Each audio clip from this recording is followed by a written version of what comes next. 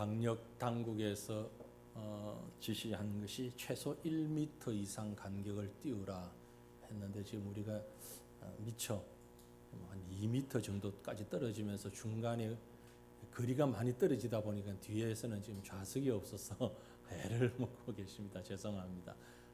다음 주 중에 조금 더 좌석을 이렇게 스티커를 새로 붙여서 1m 정도만. 앞뒤 간격은 거의 한 1m 가까이 되거든요.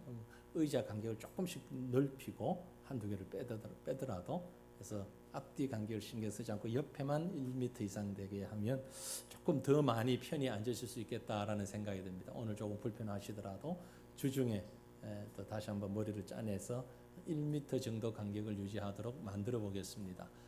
지금 모자실은 비어 있습니다. 저기 한 서너 분 들어가셔도 충분한데 아기 엄마들이 안 오신 것 같으니까 뒤에 불편하신 분들 모자실에 한 4분 정도까지도 충분히 간격을 띄워 앉으실 수 있을 것 같고요. 좌석을 조금 새롭게 고민을 해 보겠습니다.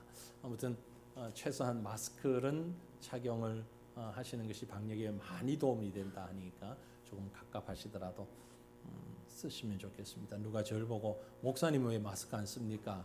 그러더라고요.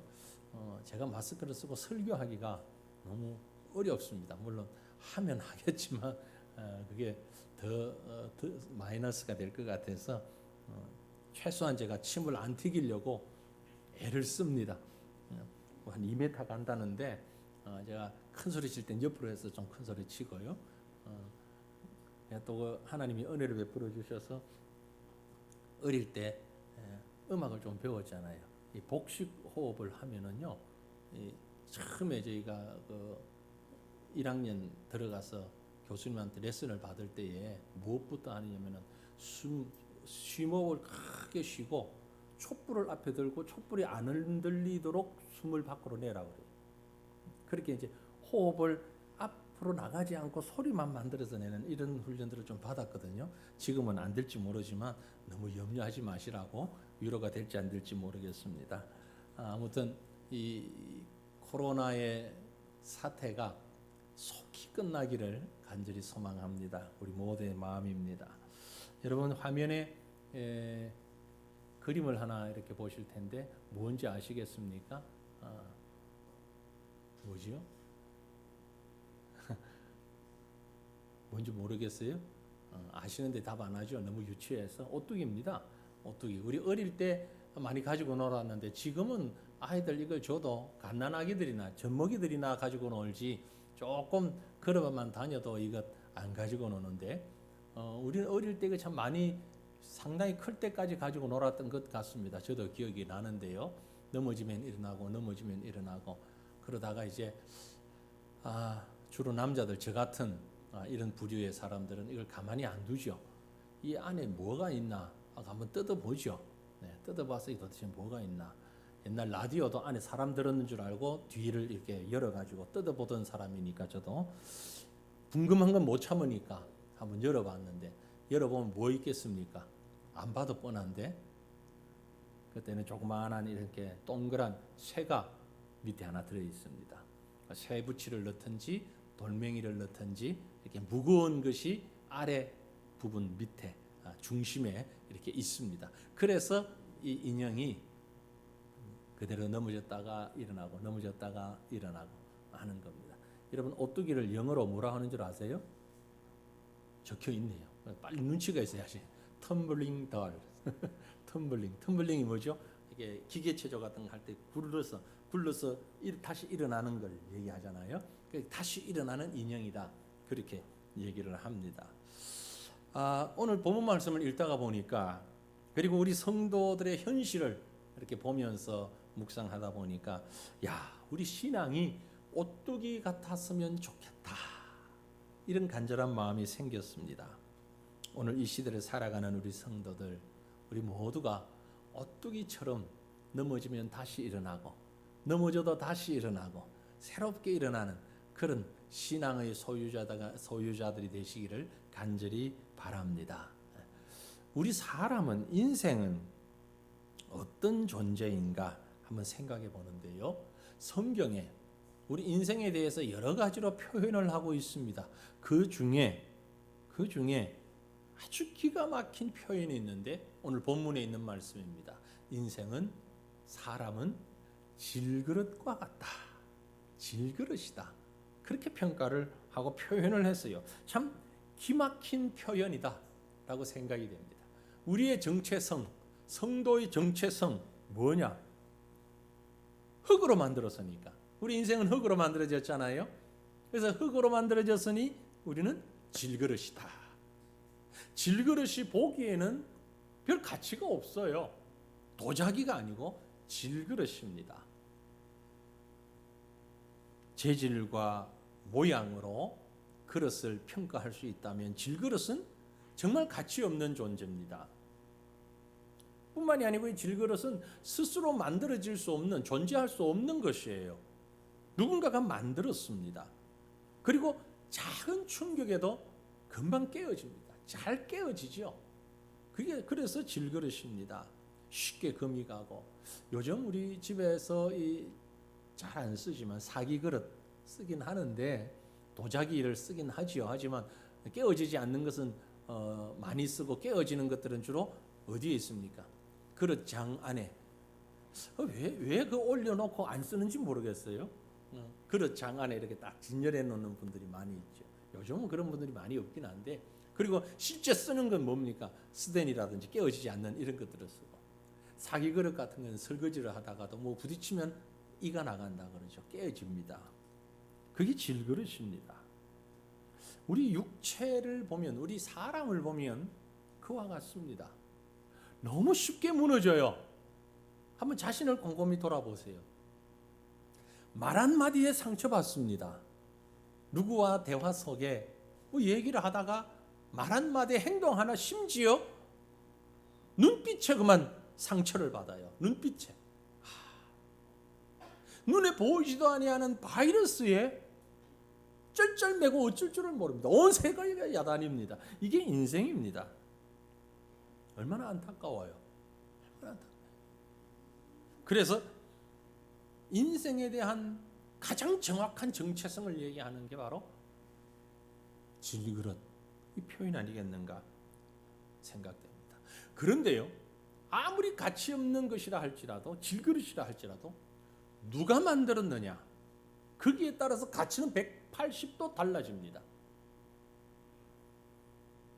아이들이 쉽게 교육용으로, 훈련 연습용으로 쓸 수 있는 바이올린 같은 것은 악기점에 가면, 제가 정확하게 알아보질 않았습니다만 한 10만 원 정도면 구입할 수 있을 것 같아요. 조그마한 바이올린 하나는. 그건 아주 공장에서 콱콱 찍어낸 겁니다. 합판을 가지고. 뭐 크게 비싸지 않은 가격을 살 수 있습니다. 하지만 세계적인 명장이 만든 바이올린은요, 1억을 줘도 사기가 어렵습니다. 똑같이 생긴 바이올린이지만 누가 만들었느냐, 거기에 따라서 상당히 달라집니다. 그럼 우리 인생은 누가 만들었습니까? 누가 우리 인생을 만들었나요?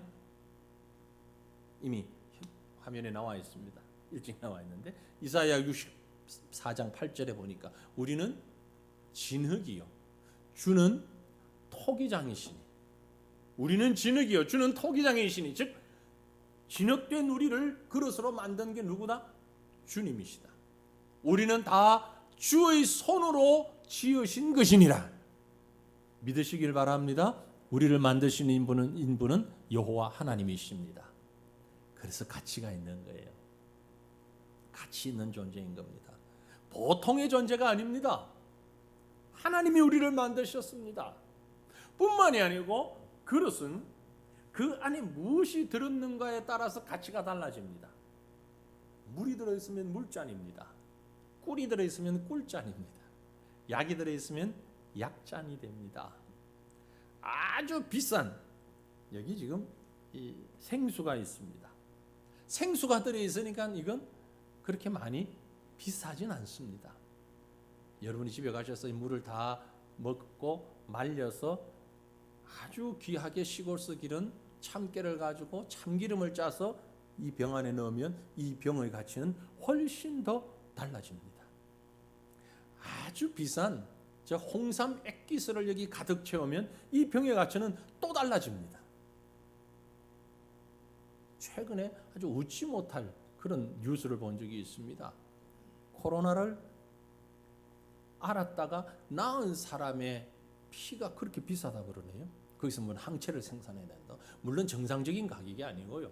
아주 잘못된 생각을 한 사람들이 잘못된 방법으로 거래를 하긴 하겠지만 수백만 원에 이른다고. 요만큼에.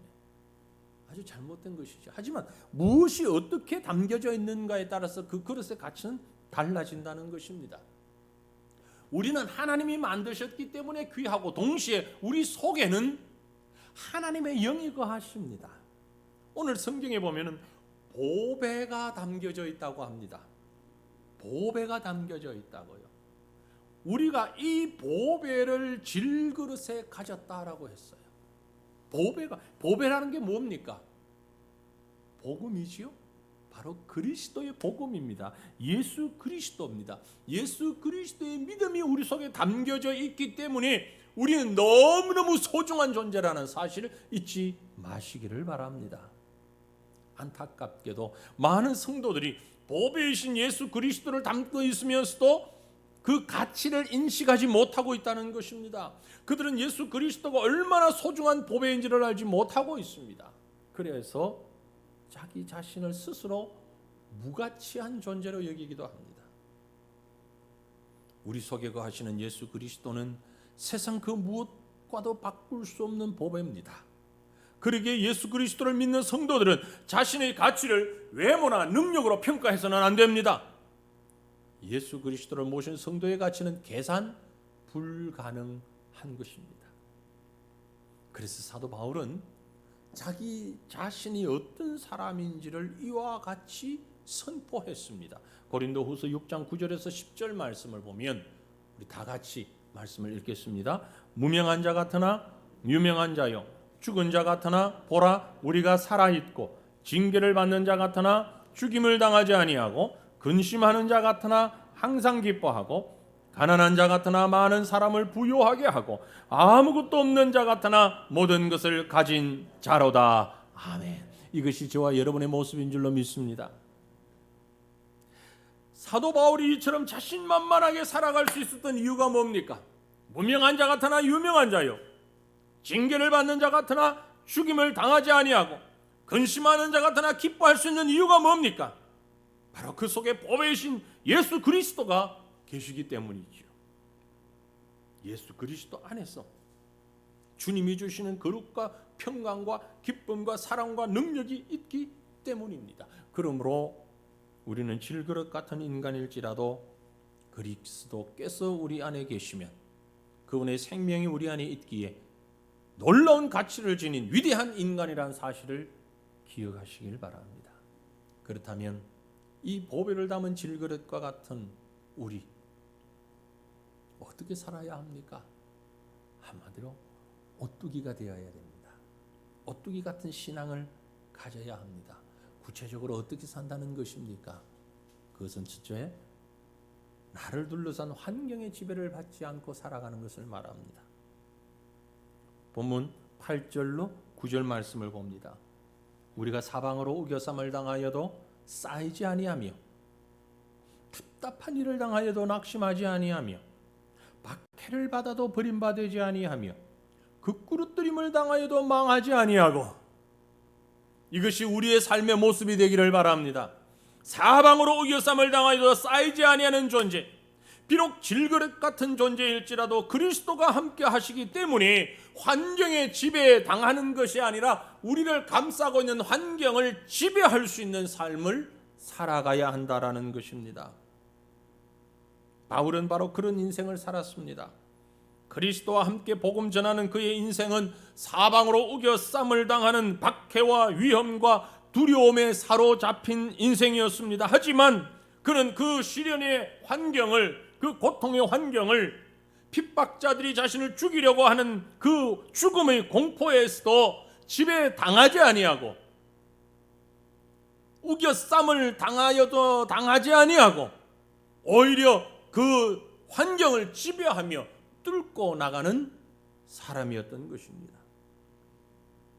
뿐만이 아니고 답답한 일을 당하여도 낙심하지 아니하며, 사방으로 의겨쌈을 당한다는 것은 외부적인 요소로 우리를 힘들게 만드는 환경이라면, 답답한 이런 우리 내부적으로 내면적으로 일어나는 혼란, 걱정, 두려움, 불안, 이런 것들을 말합니다.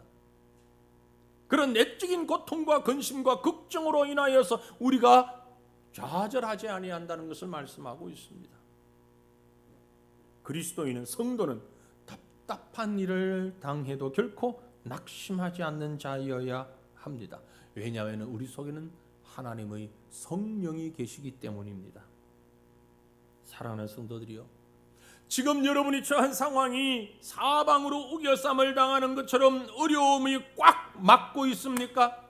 답답한 현실이라고 한탄하며 한숨 나오는 현실입니까? 그렇다면 여러분은 역전의 명수이신 하나님을 의지하시기를 바랍니다. 하나님은 역전의 명수입니다. 모세를 보세요. 나일 강에서 죽었습니다. 그런데 공주의 아들이 되었습니다.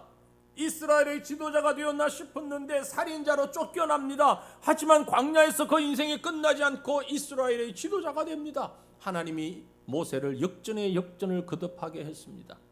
요셉을 보세요. 기가 막히게 형제들로부터 팔려져서 노예가 되었습니다. 하지만 그 노예의 길은 끝이 아니었습니다. 축복의 길이었습니다. 한 나라의 총리가 되는 길이었습니다. 사도 바울은 25년 이상 선교를 하면서 수없이 많은 핍박을 받았습니다. 가는 곳마다 환영하는 사람보다는 핍박하는 자가 많았고, 어쩔 때는 몰매를 맞아서, 돌멩이를 맞아서 죽기까지 할 만큼 감옥에 갇히기도 했습니다. 쓰레기장에 버려지기도 했습니다. 하지만 역설적으로 바울이 간증합니다. 박해를 받아도 버림받지 아니한다. 박해를 받아도 버림받지 아니한다. 여러분, 우린 세상에서요, 버림받을 때가 참 많습니다. 어쩌면 버림받은 경험을 가지고 계신 분이 여기 앉아 계신지도 모르겠습니다. 세상이 그렇습니다. 달면 삼키고 쓰면 뱉어버리는 것이 세상이라고 하잖아요. 나이가 그리 많지도 않은데 조금 나이 먹었다고 직장에서 쫓겨납니다. 정리해고라나요? 젊은 시절 그렇게 애태우며 온 정성을 다하며 수고했는데 나이가 좀 들었다고, 좀 더 젊은 친구들이, 능력자들이 나타났다고 나가랍니다. 버림받습니다. 때로는 돈이 없다고 친구로부터 버림받고, 형제들마저도 찾아가는 걸 별로 달가워하지 않습니다. 그러나 여러분, 하나님은 결코 여러분을 버리지 아니하십니다. 시편 27편 10절에 다윗이 이렇게 노래합니다. 내 부모는 나를 버릴지라도, 내 부모는 나를 버렸으나 여호와는 나를 영접하시리이다. 우리가 살아가는 세상에서 가장 끈끈한 정이 있다면 부모 자녀 간의 정 아니겠습니까? 그런데 오죽했으면, 오죽 힘들었으면 부모가 자녀를 버렸겠습니까? 그렇다 할지라도 하나님은 나를 버리지 않으신다는 말씀입니다. 우리 하나님은요, 정말 볼품없는 나를, 실패한 나를, 무능력한 나를 버리지 아니하시고 돌봐주십니다. 왜냐하면 하나님의 성품은 거절이 아니라 수용입니다. 하나님의 성품은 우리를 버리지 않습니다. No rejection, but reception. 하나님은 우리를 거절하시는 것이 아니라 우리를 품어주시고 수용해 주십니다. 용납해 주십니다. 그래서 본문에서 바울은 성도는 핍박을 받아도 버림받지 아니한다고 했습니다. 버림받지 아니한다. 여러분, 성도라는 이름은 버림받지 않는 사람이라는 뜻입니다. 우리는 누구에게도 버림받지 않은 자들입니다. 아니, 하나님이 우리를 버리지 아니하셨기 때문에 세상에 누가 나를 버린다 할지라도 우리는 버림받은 사람이 아닙니다. 심지어 극구르뜨림을 당하여도 망하지 아니한다 했어요. 세상은 그리 만만하지 않습니다. 그렇습니다. 계속해서 우리를 넘어뜨립니다. 하지만 기억하십시오. 우리가 혹 넘어질지언정 망하지 않는다고요. 영어로 말하면 knockdown 될지언정 knockout은 되지 않는다. knockdown이 뭡니까? 권투 같은 걸 하다 보면, 예? 옛날엔 TV 중계도 많이 했는데 요즘 잘 안 하죠. 권투 하다가 맞았습니다. 그러면 다운, 이게 넉다운입니다. 다운되면 심판이 어떻게 합니까? 1, 2, 3, 4 셉니다. 10까지 세는데 1에서부터 한 5, 6까지는 좀 빨리 가다가 7부터는 천천히 가죠. 7 하고 한참 기다립니다. 또 8 또 봅니다. 왜? 뭐 하라고? 일어나라고. 어? 천천히 9 했는데 응급조치면 일어나면 붙잡아서 이렇게 세워주면서 땀 닦고 다시 파이트 싸우라고. 그게 넉다운입니다. 100번 다운돼도 KO되지 않으면 이길 수 있습니다. 넉아웃은 KO입니다. KO되면 심판이 하나 둘 세질 안 해요. 어떡합니까? 안 된대. 손을 저어버려. 가로막고 이렇게 저어버려. 믿음의 사람의 인생은 넉다운될 수는 있지만 넉아웃은 되지 않습니다. 왜? 하나님이 우리를 붙잡고 계시기 때문에 그렇습니다. 3번 넘어져도 4번 일어나면 됩니다. 넘어진 것보다 한 번만 더 일어나면 됩니다. 100번 넘어져도 괜찮아요. 한 번 더 일어나면 됩니다. 1000번 넘어져도 괜찮아요. 한 번 더 일어나면 됩니다. 몇 번을 넘어졌느냐가 중요하지 않습니다. 그것보다 한 번만 더 일어나면 되는 거죠. 믿음의 사람은 일어나는 사람입니다. 그게 믿음의 사람의 특징입니다. 잠언 24장 16절 같이 읽습니다. 대저 의인은 7번 넘어질지라도 다시 일어나려니와 악인은 재앙으로 말미암아 엎드러지느니라. 아멘. 의인은 100번 넘어져도 다시 일어나는 자가 의인입니다. 믿음의 사람입니다. 그렇습니다. 실망할 수 있고 좌절할 수 있고 힘이 들어서 넘어질 수 있습니다. 어떻게 안 넘어지고 삽니까? 세상을. 무릎이 깨질 수도 있어요. 코피가 날 수도 있습니다. 눈이 좀 찢어질 수도 있습니다. 그러나 다시 일어나는 자가 바로 성도입니다. 의인은 7번 넘어질지라도 다시 일어나는 자가 의인입니다. 바로 저와 여러분입니다. 질그릇처럼 연약한 우리가 어떻게 흠나는 세상을 이기며 살 수 있을까? 우리 속에 예수 그리스도의 생명이 있을 때에 일어날 수 있는 것입니다. 사랑하는 성도들이요, 사면 초가라고 생각되십니까? 곤두박질 당하고 있다고 생각되십니까? 염려하지 마십시오. 그런 환경 때문에 넘어지는 자가 아니라 오뚜기처럼 다시 일어나는 믿음의 사람으로 주님 앞에 설 수 있기를 주님 이름으로 축원합니다. 일어나서 뭐 해야 됩니까? 그 다음에 우리가 해야 할 일은 예수의 생명을 나타내어야 합니다. 오뚜기 신앙을 가진 사람은 예수 생명을 나타내는 사람입니다. 본문 10절에 말씀했어요. 우리가 항상 예수의 죽음을 몸에 짊어짐은 예수의 생명이 또한 우리 몸에 나타나게 하려 함이라. 저는 이 말씀을 읽으면서 얼마나 참 감동스러웠는지 모릅니다. 한마디 한마디가 너무 귀한 말씀이에요. 예수의 죽음을 몸에 짊어진 사람. 누구? 우리입니다. 저와 여러분은 예수의 죽음을 몸에 짊어진 사람입니다. 예수의 죽음을 몸에 짊어졌다라는 얘기가 뭡니까? 예수님의 죽음을 우리 몸에서 드러낼 수 있다는 거죠. 드러내어야 한다는 것이죠. 이것은 매우 축복된 말씀이면서 동시에 매우 엄중한 사명의 말씀입니다. 예수의 죽음을 우리 몸에 짊어지고 우리 속에서 예수의 생명이 나타난다고요. 놀라운 말씀 아닙니까? 예수님은 2000년 전 유대 땅에서 사셨습니다. 십자가에서 죽으시고 죽은 가운데서 부활하셔서 성천하셨습니다. 지금 우리 육신의 눈으로는 누구도 볼 수 없습니다. 보이지 않아요. 그런데 바로 그 예수님이 보인다고요. 나타난다고요. 어떻게? 우리 몸에서 죽음으로 나타나시고 생명으로 나타나신다고요. 예수님이 나타나시는데 어디서 나타나냐? 우리에게서 나타난다고요. 나에게서 나타난다는 말씀이에요. 앞에 스크린을 보고 계십니다. 이 스크린에 여러분이 보고 계시는 글자와 색깔들은 바로 여기에 있는 프로젝트 기계에서 쏘는 겁니다. 불빛으로 쏘는 겁니다.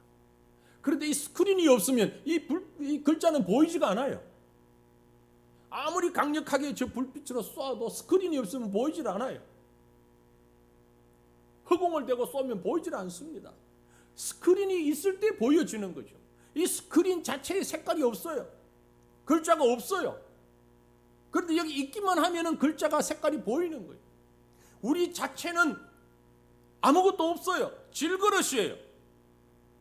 그러나 예수 그리스도의 죽음이 우리 가운데 있고 생명이 우리에게서 나타난단 말이에요. 우리는 스크린이란 말이에요. 예수님 앞에 있으면, 예수님 안에 있으면 바로 내게서 예수의 모습이 나온단 말이에요. 세상 사람들이 말합니다. 하나님을 눈에 보여주면 내가 예수 믿겠다. 누가 보여줘야 됩니까? 내가 보여주면 되는 거예요. 내 삶이 그들에게 예수 그리스도의 모습으로 나타나야, 하나님의 모습이 나타나야 되는 거죠. 바로 그 말씀인 겁니다. 예수의 죽음을 몸에 짊어진 사람, 예수의 생명이 몸에 나타나는 사람, 그가 바로 오뚜기와 같은 신앙을 가진 사람이라는 것이죠. 그러기에 우리 속에 예수님이 계시면요, 성도의 생활 속에 그리스도의 사랑과 생명력이 드러나게 되어 있습니다. 그러기 위해서는 우리에게 필요한 것이 한 가지가 있는데, 그것은 바로 내가 죽어야 하는 거죠. 왜 넘어진 자리에서 일어나질 못하느냐? 내가 살아있기 때문이에요. 역설적이게 들리겠지만 내가 살아있기 때문이에요. 쉽게 이렇게 비유를 하면 이해가 되실 겁니다. 우리 특히 남자도 그렇지만 여자분들이 말이에요. 이쁜 옷 입고 이쁘게 차려입고 오랜만에 안 신던 하이힐 신고 어딘가를 급히 가다가 사람들이 많은 길에서 그만 아차 꽈당 넘어졌어요. 일어나려고 하니까 일어날 수도 없고 안 일어날 수도 없고, 일어날 수도 없고는 왜요? 왜 못 일어납니까? 창피해서. 맞아요. 창피해서 못 일어나는 거예요. 혹시 내가 아는 사람 지금 지나가지 않나? 어떨 때 일어납니까? 창피하지 않으면 일어나는 거예요. 왜 창피합니까? 자존심이 있어서 창피한 거예요. 그렇습니다. 넘어질 수 있어요. 넘어졌는데 왜 못 일어나느냐? 자기가 살아있으니까. 자존심 때문에 못 일어나는 거예요. 그래도 내가 말이야 광년에는 뭐도 했는데 내가 살아있는 거예요. 자기가 살아있고 자존심이 살아있으니까 넘어진 자리에서 일어나질 못하는 거예요. 성도들이요, 사랑하는 여러분들이요, 내가 죽어야 합니다. 내가 죽어야 한다고요. 자살하라는 얘기가 아닙니다. 내 자존심이, 내 속에 육체적인 고집이 죽어야 한다는 말이에요. 내가 죽으면 일어날 수가 있는데 내 속에 자아가 죽지 않았기 때문에 일어나지 못하고 있는 거예요.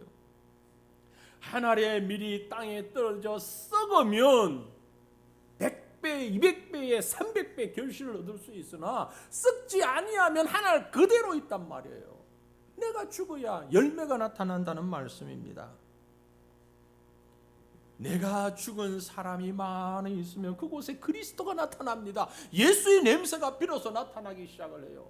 왜 수십 년 예수를 믿었는데, 신앙생활을 그렇게 오랫동안 했는데 사람들이 내게서 예수 냄새가 나지 않는다고 얘기합니까? 이유는 내가 죽지 않기 때문이에요.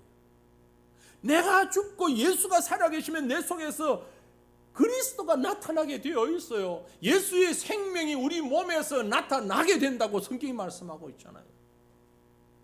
예수의 죽음을 짊어지고 예수 그리스도와 함께 십자가에서 내가 죽고 그러면 내 속에서 그리스도의 생명이 나타나게 되는데, 내가 죽지 않으니까 예수 생명이 나타나지 않는 거예요. 사람들이 나를 눈앞에 놓고서도 예수 어디 있냐고, 하나님이 어디 계시냐고, 뭐 어디 택도 아닌 소리를 하냐고, 어디 하나님 계시, 내 눈에 한번 보여줘 봐라고. 아니 지금 내 앞에서 그 얘기를 하고 있단 말이에요.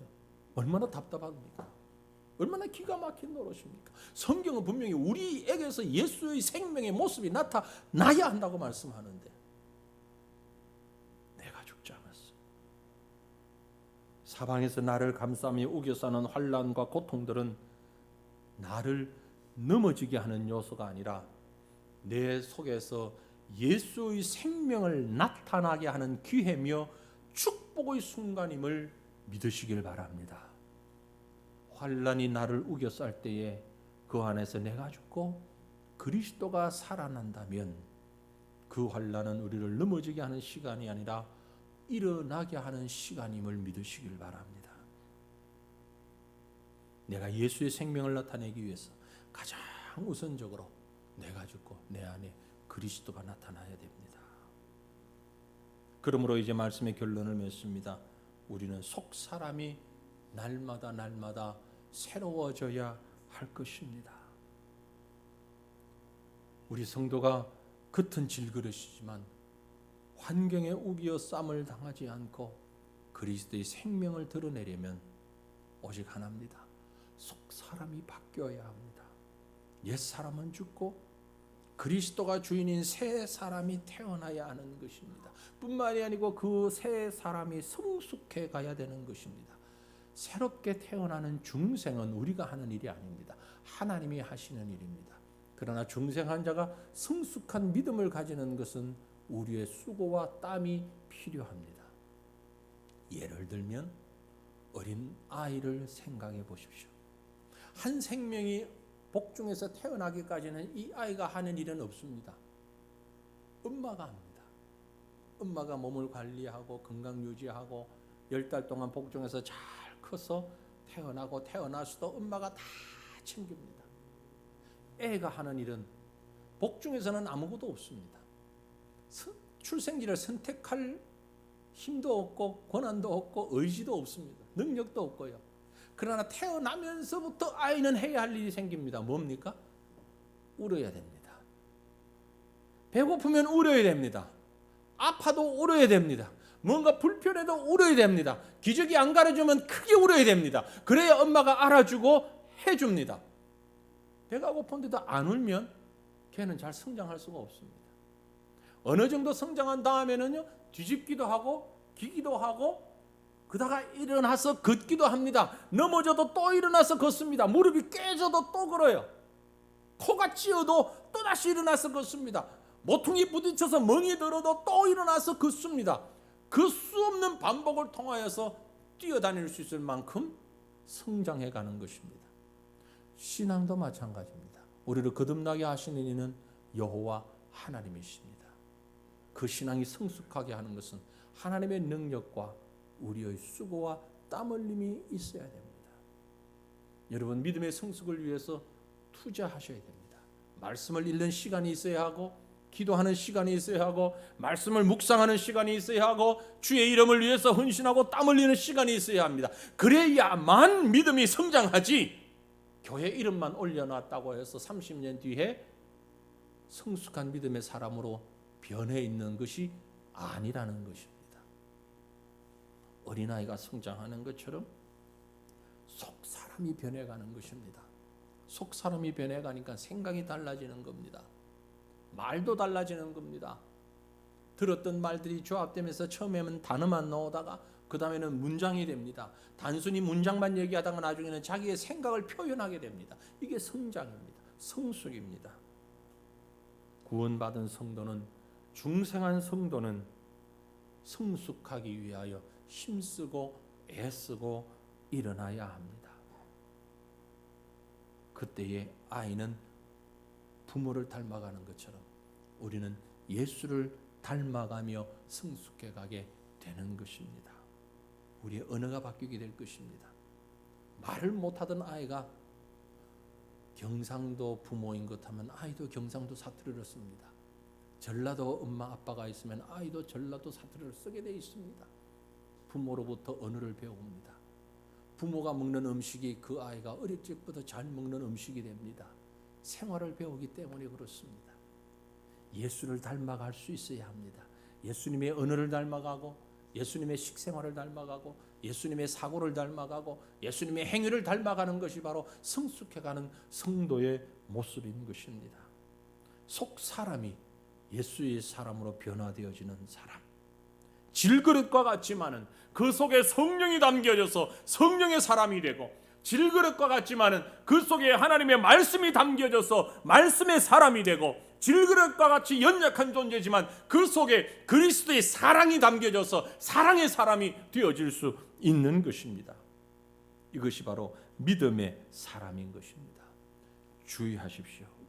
여러분 속에 값싼 것들로 섞어 넣지 마십시오. 아무리 값진 물건을 이 안에 넣어도, 예를 들면 그래요, 홍삼 비싸죠. 홍삼 아주 액을 넣었습니다. 그런데 벌레의 배설물을 조금 넣어버리면 이 병은 먹을 수가 없는, 버릴 수밖에 없는 것이 되어버립니다. 예수 그리스도로만 충만해져야 됩니다. 여기에 세상적인 것, 사탄이 좋아하는 것, 육체적인 것, 그것을 혼합해서 넣어버리면 전체가 망가져버리는 것입니다. 가치가 떨어지는 것이에요. 내 속에 육신적이고 세상적인 값싼 것들을 넣지 마시기를 바랍니다. 우리 속에는 오직 보배 되신 예수 그리스도로 가득 채워져야만 하는 것입니다. 빌립보서 2장 5절 말씀입니다. 너희 안에 이 마음을 품으라. 곧 그리스도 예수의 마음이니.